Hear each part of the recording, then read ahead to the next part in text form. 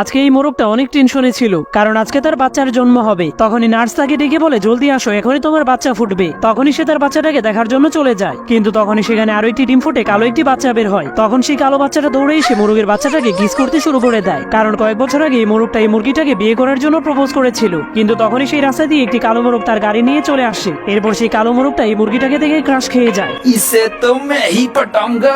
এই জন্য সে মুরগিটার কাছে গিয়ে তাকে কিস করতে শুরু করে দেয়।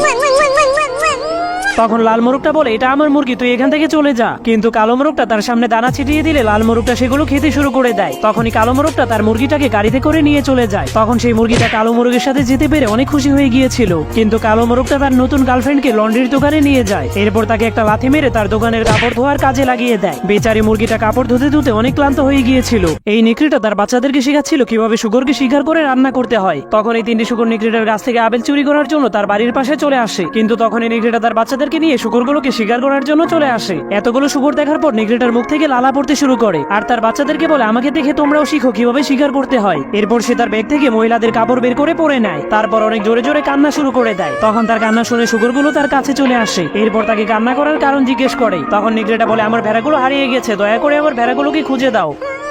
তখনই শুকরগুলো তিনটি ভেড়া দেখতে পেয়ে সেগুলোকে ধরার জন্য দৌড়াতে শুরু করে দেয়। কিন্তু নেকড়েটা দৌড়াতে গেলেই তার প্যান্ট খুলে যায়। তখন নেকড়েটাও তার প্যান্ট পরে শুকরগুলোর পিছনে পিছনে দৌড়াতে শুরু করে দেয়। এরপর ভেড়া সেজে থাকা নেকড়ের বাচ্চাগুলো একটি গুহার মধ্যে ঢুকে যায়। তখনই সেই চালাক নেকড়েটা দরজাটাকে ভেতর থেকে তালা মেরে চাবিটাকে খেয়ে ফেলে, আর শুকরগুলোকে ধরে জীবিতই রান্না করতে শুরু করে দেয়। আর তার বাচ্চাগুলো চাকু নিয়ে মাংস খাওয়ার জন্য রেডি হয়ে যায়। এরপর শুকরগুলো যাতে চিল্লাতে না পারে এজন্য নেকড়েটা তাদের মুখের মধ্যে আপেল ভরে দেয়। পরে শুকরগুলোর সাথে কি হলো দেখতে চাইলে লাইক করে কমেন্টে পার্ট 2 লিখে দিন।